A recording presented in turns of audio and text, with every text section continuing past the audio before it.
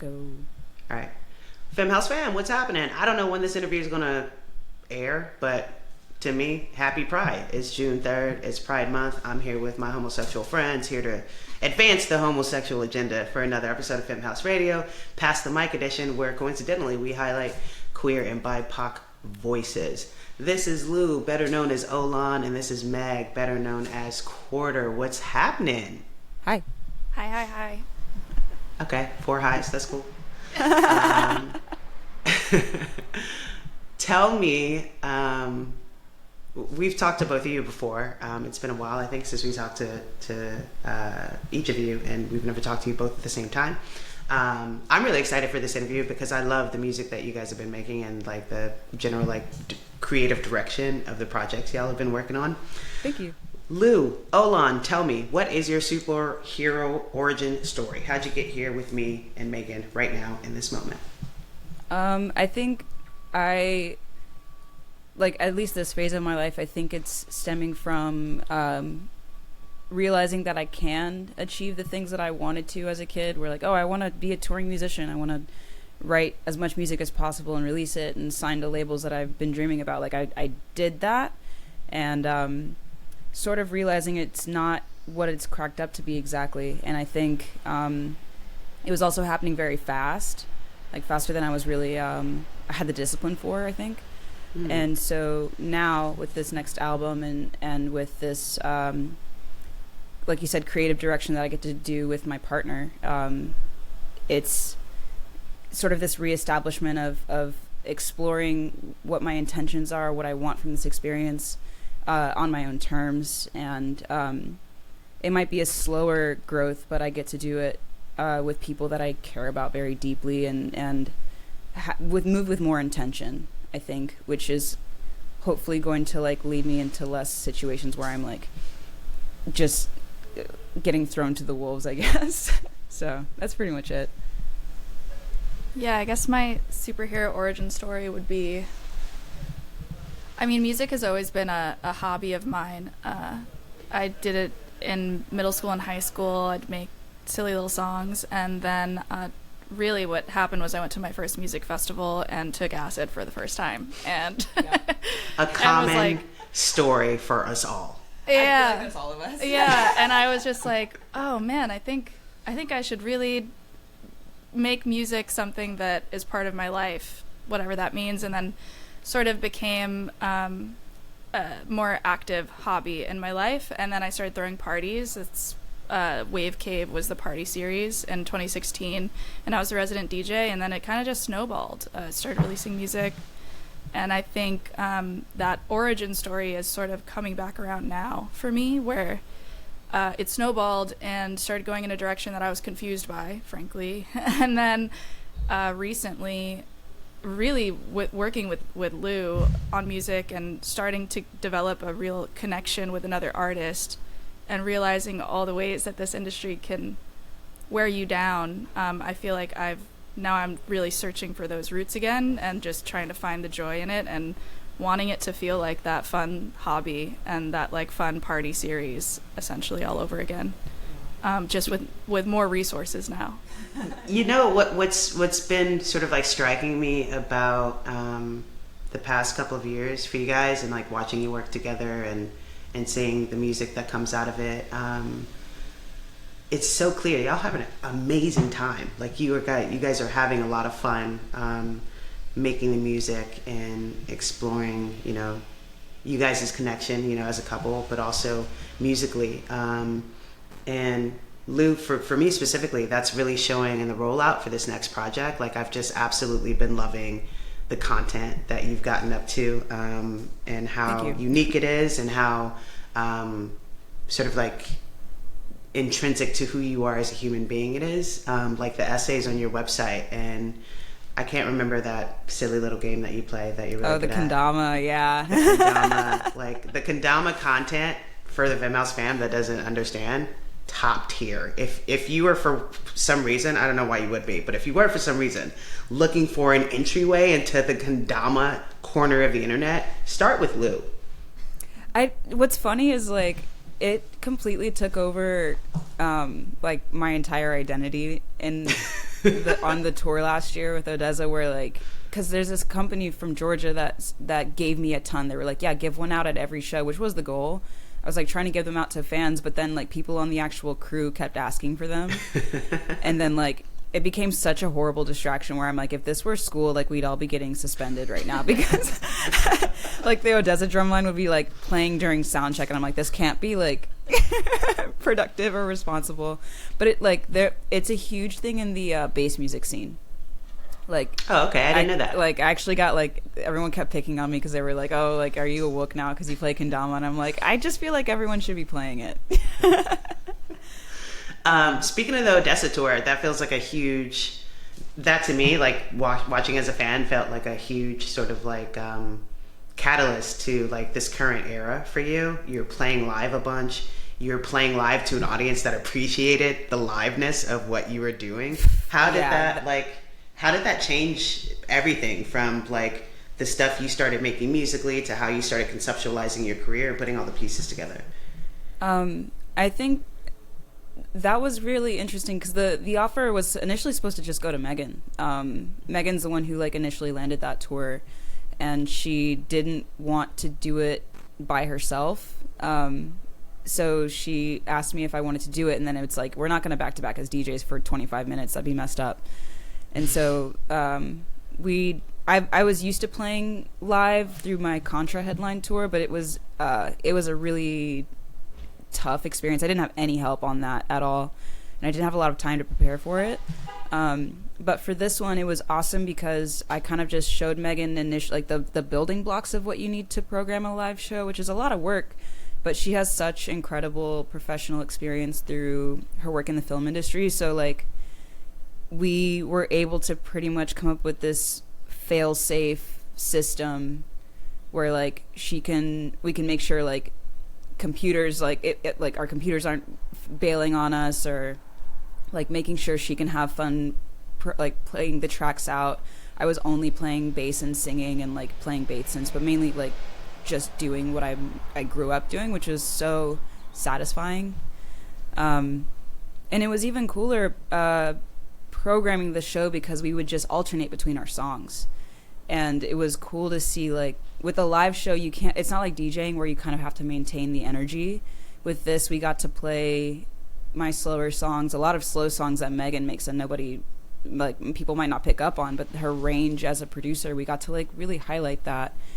And especially there were certain shows where we got to play for like 45 minutes, and that was like really exciting. Especially I want to say like in Mexico City was one of our favorite stops, where like it's like you said, where I think when this project was initially taking off, I would get put in these really big venues, but it wasn't necessarily I knew it wasn't the crowd for me. Like they weren't really about what I was doing, which is fine, but it was cool to see that it wasn't me necessarily. Like it's like, no, I just needed to find the people that want to listen to what I'm making.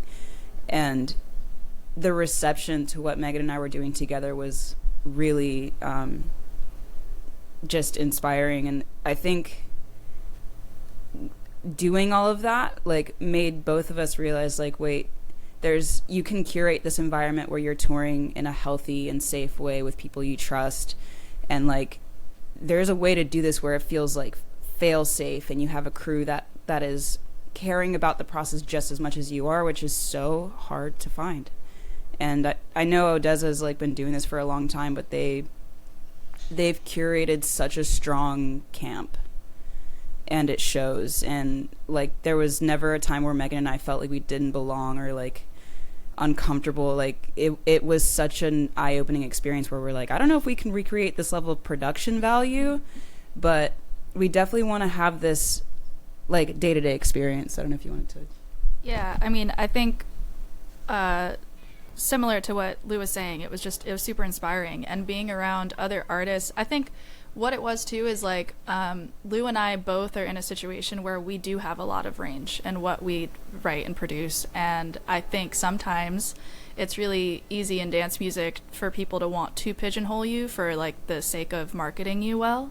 And I think like I kept finding myself on tech house stages. Lou kept finding herself on like melodic house trance stages. And, you know, even though we can fit that mold, we can adapt to those crowds, it always felt like we weren't being completely true to what we are as artists. And Odessa is one of those acts where there's a lot of range, and we were playing with like Bob Moses, Bonobo, Toki Monster, like all these people that make all kinds of different electronic music. And so it just felt, it was like, oh, okay, like this is perfect. We can be ourselves. We can play our music and not feel like that, to fit in. That we have to pander to a certain demographic or anything, like, and people were up for it. So it was really inspiring, and I feel like it was a catalyst for us kind of wanting to be even more ourselves, and whatever that meant, whether like now it's like trying to self-release and really create a world for ourselves and not have too many hands sort of getting in the way or having us lean in one way or the other that doesn't feel true to what we're doing. Great. That's awesome. And I'm gonna hijack a couple of things that you said. But you know, we talk at Femme House obviously a lot about allyship, and we focus a lot on allyship, building allyship, identifying it, defining it for people that don't understand what it means, encouraging allies to sort of like use the resources that they have at their, you know, disposal to help, right?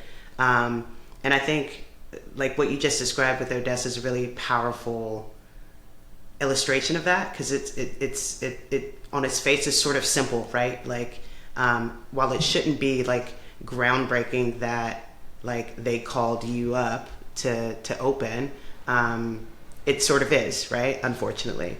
But not only did they do that, but they made sure that the platform that they were letting you use, that you could use it for yourself, that you could use it to be true to yourself, that you could find yourself, that you could experiment, that you could be exactly and do exactly what it is that you wanted to be and do musically. And like they made it so that it was not just sort of like a platform experience, like, oh, here you go, big stage, have a good time, but like an environment that fostered you, as you said, to be exactly who it is that you want to be, and like explore that meaningfully, share that with their crowd, and create an actual truly safe space. Seriously though, like they made a point to come watch our shows all the time. Like the layout is different, where like once you're on site at the venue, you can't really like go anywhere. But they made an active point, especially Clay from the crew, to like stand side stage and watch us all the time. Like Toki and Bob Moses, like they'd be standing in the crowd and watching our set all the time, which was really comforting. But even like there'd be certain situations where like a fan or someone working at the venue or something would be a little too like out of pocket, immediately handled in a way that I'm like, I've been in a lot of situations previously where I'm like, oh, no one is going to have my back. If I'm actually like in physical distress or danger, no one is going to help me.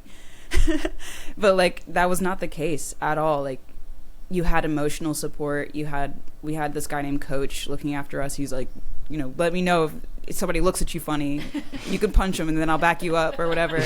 Which is like, that didn't happen. That never happened. It never happened. But like we knew we were taken care of. There was a physical therapist that was on, we were on the same bus with her, who was phenomenal. Her name's Gabby. But yeah, there was so much support. Even the stage crew, like the guys that were taking care of Megan and I for like our sound and lighting, if there was something that went wrong on one show, they would have a solution the next show without us asking. They're like, hey, we noticed you couldn't talk to us on stage. We put a mic on stage for you. We noticed you had trouble turning it on. We put a foot switch on the stage for you. It was amazing. Like they hooked, like even though like the tiering volume system was still there, where like people tier volumes throughout the show, which makes sense to an extent. Sometimes it's a little overdone, but in this case, like the lighting guys would pop off so hard. If we were in a stadium and like the lights were off, they would go off. It was great. And something that stood out the most, I think, is that like the Odessa guys, like you said, it wasn't this like posturing thing. They were like, go as hard as you want to, it doesn't matter. And it's like, yeah, because when you look at their production, there's nothing we could possibly do that would overshadow what they're doing. There's just not. And when you talk to the guys, they don't operate from this mindset of scarcity. They don't feel like, oh, the young bucks are going to take our job or not. Like, there's none of that, which can happen with DJing because we're all doing the exact same thing. Like, the only thing you can do to separate people is like tiering the volume and then like playing the best set you can. But like with the live situation, there's so much more that goes into it that like Megan and I, like, we can play a great set, but like we're not having fireworks and pyro and lasers, and it's like there's nothing to like compete with. And I think because of that, and much more, like the Odessa guys are like, no, go as hard as you want to, play drum and bass, we don't care. Like, just you need to express everything. And like they also they were like, you know, you guys just got to keep doing these support tours, it's gonna be great. And like we had to ride in our mom's van for most of our tours, but you eventually get there. And I'm like, when? They're really kind. So it sounds like, you know, you're fresh off this sort of like environment of support and safety and coziness and like advocacy and like really feeling yourselves. I have to imagine that contributed to a crazy creative wave, which sort of like gets us here to this musical moment right now. You got a new single, you got a record. Do you want to coming. actually talk about your EP first, like with Wilt? Oh, sure. Yeah, because I feel like that has something to do with it. Yeah. So, actually, it was right before this will all come together. It was right before the Odessa tour. So it was last summer, and I was thinking about quitting my project. It was this weird thing where like I had been full-time doing music for a couple years at that point, and it was just starting to feel like it's like all the lights in the club came on for me, and I suddenly saw a lot of what is terrible about the music industry, and I just didn't want to do it anymore. I didn't want to like pander to crowds that I don't think even understand what I'm doing. I didn't want to work with teams that were trying to make me be something I'm not. I was just like, you know, I've lost the joy in it. I was not feeling creative. Then I went on this tour with Blue, and we got so inspired. And then I came back and I started I was like, I need to collaborate with people. I need community. I need other artists in my life. I don't need more team people. I don't need more industry people. I need artists. And so like I reached out to a bunch of friends and started like working on collaborations. And then I got this concept together for my recent EP, Wilt. And it's about feeling like I was wilting. But I sought out community and other artists and made some music that I am the most proud of. And so I put that out, and it kind of felt like shedding a skin. And it was through that process where I also was like realizing, like, I started thinking about when I first started, and I had that party series with Wave Cave with my best friend. And I was like, and we did release some records on it as a label. But I was like, I think I need to bring it back. Like, I need to create community again. Like, really put that as the priority, and not like all this other stuff that the team is in my ear saying I need to prioritize for money, you know? And so I was like, it's time to get to building community again. And me and Lou, you know, we're together and we're talking about music all the time, and we're like scheming all these ideas. And Lou had started working on another album. And we kept toying with the idea of like, what if we self-release? And it's crazy that it was like, oh my God, what if? Like, as it's like a lot of these labels are taking half of your, you know, quote unquote money, any money you make off streams, I guess. But like, they're taking like half of your money and hardly doing things for the most part. It's tough to really like, such a saturated, you know, market. It's really tough to shine through unless you have a lot of backing. And we were like, well, if we're putting in so much work to begin with on our own, on our end, why not self-release and just see how far we can take it? And we've come so far. We have built like all these contacts, and we have the resources now. Like, what if we worked with other artists and just like almost like, you know, mutual aid type of thing in terms of making art and creating and trying to share resources with each other. And so that's Wave Cave right now, is sort of this collective more than a label in my mind, where if artists want to get involved, we all share resources and try to push each other's art as hard as possible. And that's so anyway, Lou is going to be the debut of this new iteration of Wave Cave with her album Floating Worlds. Yeah. And I'll give it to you.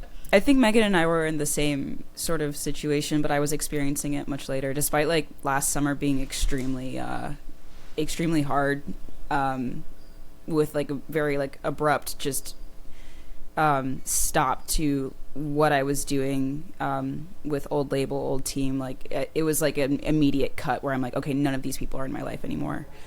And going from that to doing something like the Odessa tour was making me see like, oh, I cannot let myself go back to that state like ever again. I have to actually like fight to stay away from that. And the end of the tour was actually really hard because I'm like, how do I maintain what I just got to experience? I don't know where to start at all.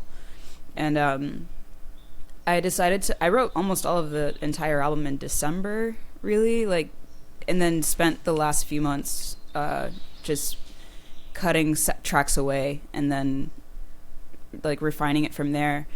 But the more I would like send the album out to people, and that would be encouraging, but I would realize I'm like, it doesn't really matter. Like these people that have already established themselves might be very encouraging, but they're not going to help in a way that I might actually need. And that's usually the case. Or it's like, especially administrative types, they might be encouraging, but they don't understand what is necessary. They'll be like asking you about your brand before the songs are even done yet, and it's just like, that's just not how it works. That's not how you finish music. And the closer I was getting to finishing the album, the less I wanted to navigate sharing that with a label, because there were so many times where like we'll release and then like they're like you'll have to come up with content yourself, which is like, okay, like that's fine, but why am I giving you a split if I still have to come up with the content myself? And then like maybe they'll push it for like a week or two. Maybe you'll get editorial playlists, but editorial playlists aren't sustainable. It doesn't maintain your streams. Like your numbers will drop like substantially unless you keep putting out singles every week or every month or whatever. And I was like, I don't want to play that game. Like Megan and I are both people that want to put out albums and take our time and like just tour, put out albums, like traditional band cycle. And so I ended up actually like the feeling of like not like it's like the same thing Megan was experiencing, where it's like this music industry is something that's so disappointing and fake in so many ways. Like it's just flaky, and people are, no matter how much work you do, people are constantly looking at, well, what's the potential of the work in the future?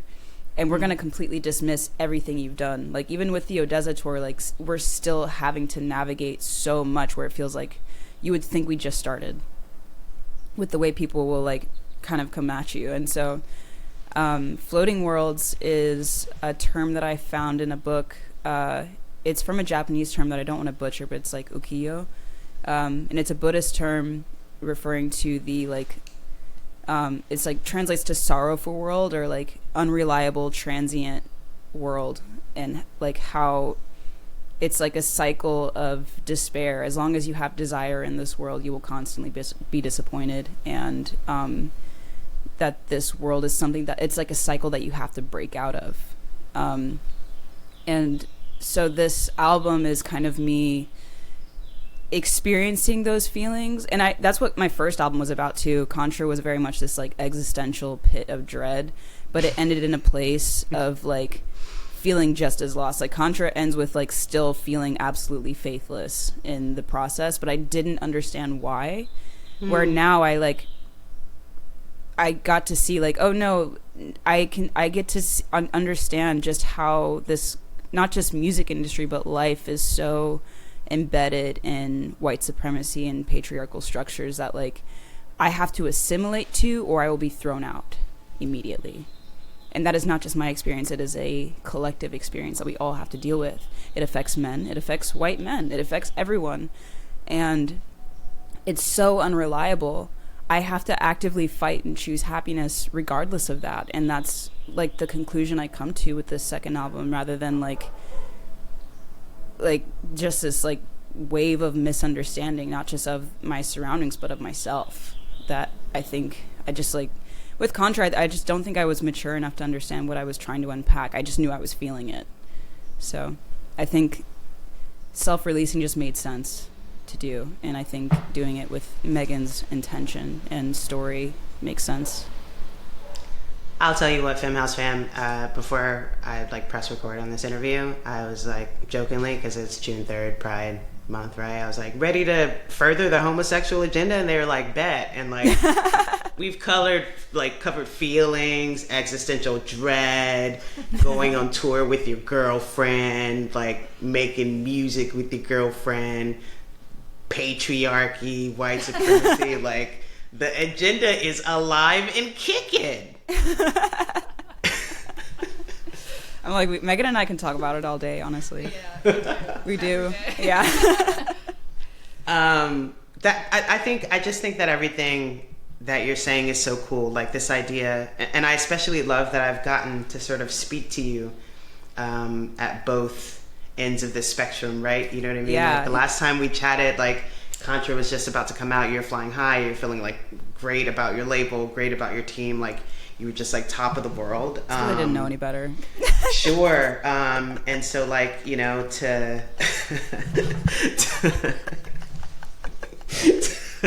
you're like, I didn't get hit with a rock in the back of the head yet. That's why.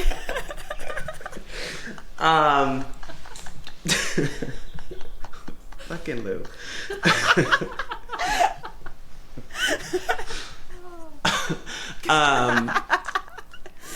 Femme, this is also what makes Lou a terrific Twitter follow if you're on Twitter.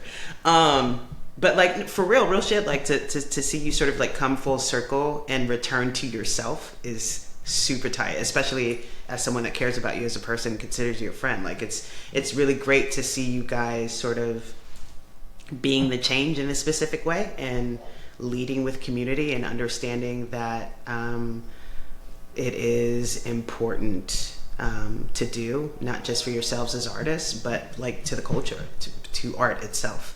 Especially in dance music, as we get further and further and further and further and further and further away from its actual roots, which was a community building like ethos in the first place. So I'm so grateful to bear witness. It's a really good time to watch you guys having a really good time. Tell the family, you guys are B2Bing this mix that'll be playing. Like, tell us about that. Yeah, no, Lou and I we're gonna have fun. It's all about like, yeah, joy. So we're gonna have fun with it. Lou's gonna be playing some music off the album Floating Worlds. I'm gonna be squeezing in some prior Wave Cave releases from a few years back, and then just some stuff we've been grooving to lately. So we're trying to make people dance and like feel some emotions, but mostly shake ass. Megan, are you like, would you say that you are, as you've sort of like resurrected Wave Cave, are you seeking out signees? Like, are you looking for new artists to work with to join the collective? Absolutely. We've already, me, Lou, and our friend Misha, who goes by Mirandoja, we were just working on some stuff a couple weekends ago in the studio. So we're like already thinking about some next releases, and I'm planning to reach out to a lot of artists that I've worked with in different capacities and see how they want to be part of Wave Cave, if they want to be part of Wave Cave. That doesn't even need to be like releasing music necessarily. I want it to be, just this like all-encompassing resource for people, and I want to, just be like, again, prioritizing community with other artists, and so we are looking for more. And I put out a newsletter recently where I was like, here's a contact form. If you want to get involved in some way, let's talk. I'm really ready to like reach out and spend the time like talking to other people who are excited about this sort of thing, and just have fun. It's supposed to be fun. It's supposed to be fun. would you say that there's like a sonic identity to Wave Cave that you're looking to accommodate, or is it just like come one, come all, come Honestly, good, I think have it's fun? Mostly, yeah, I think it's mostly rooted in electronic music for sure. Especially even like past releases have all been electronic, but I think that's the only baseline, and I'm not opposed to even extending beyond that. For me, it's more so just like I think the common denominator is the ethos of building community and artists. Like, I want it to be for artists by artists. I don't want any meddling. Like, it's entirely just like uncompromised vision. That's really the bottom line. That's awesome. Lou, what can we expect from your project? What's the album feeling like for you? I feel like I do still explore a lot of different genres like I did in Contra, but it is more house leaning. Less breaks this time, but but it is cleaner. Like, it's a much tighter, cohesive album in my opinion. And I also didn't sing on it as directly. There's only like one ballad on the entire album. Where like with Contra I did sing a lot more, but with Floating Worlds I use my voice more as like a synth. I treat it more like an instrument that gets like resampled, which was something that a friend of ours like challenged me to do, because in my mind I'm like, my voice is what sets me apart, which like, yeah, but I wanted to try something that just was different for me, and in a way where I'm like, if lyrics come naturally, sure, but I'm not going to like press myself to like get the pen game going. So that's mainly, it's like, again, it's more house and garage leaning, but it's definitely still like a multi-genre thing. Like, I couldn't just say it's like, oh yeah, it's like mainly a house record. Like it's still just as eclectic as Contra, I think. It's range, yeah. My final question, and I think that you both know this and have answered it, so I'm going to tweak it, but it's usually like, if you're sitting down with your younger self, what would you say? I'm gonna customize it to suit the homosexual agenda that we're pushing as well. If you guys, do you guys have a duo name actually? Do you even think of yourselves as a duo? No, we actually made a point when we went on tour together. We made a visual that would play behind us that said like quarter and Olan and quarter, like it would keep switching. Oh, tight. Yeah, we just wanted to. We weren't thinking of starting a whole new project. It was more just like a combination of these already sort of like created worlds, and what does it sound like when you combine them? Tight. Let me see. What is my question going to be? I think my question is, if you guys are sitting with yourselves as you are now, but yourselves and also yourselves 5 years ago. Yeah, we didn't know each other yet, but how long have you known each other? How about this? Ooh, I have a good one. Yeah. This is getting very lesbian on the chat right now. Love it. You guys are sitting here right now, like you guys, and you're interviewing you two on the day that you met. Whoa. What do you say to make sure that y'all keep going and make it to this version of yourselves? I mean, let things play out. There's nothing that I would change. As hard as these last 2 years have been outside of our relationship, there was nothing that I would actually change about it. Because I think what was so difficult is actually what made sure we could actually like, oh no, I can lean on this person. Like, if we can get through what we had to, even the tour, like as fun as it was a lot of work, and we were able to maintain that. There wasn't any like, we didn't fight or anything. It was just like kind of just putting our heads down and focusing on what needed to be done, and that's typically how we operate in every aspect of our relationship. And I think if we did talk to ourselves like on the day we met, it'd be this like reassurance that like, hey, you need to like allow each other the space to be yourselves, because that's what's going to keep you together in the long term. Like, just giving each other the room like that you need, and enjoy the process of evolving together, because that's kind of what it's been. Where even if we're not starting a duo, we don't have any plans of that, but like it's just this like cohesive, like mutual growth and support of each other, and allowing each other the space, not letting jealousy get in the way or anything like that. It's like it can get hard sometimes, but it's as long as we communicate, like I feel like we're fine. And that's really like, I would just tell ourselves to like stick with it. Well, what's funny is that the day that I met Lou, I said, "What's your 5-year plan?" Are you serious? Yeah. I know, right? Lou of all people gives you, I could answer that. I know 5 minutes from now. No, I know.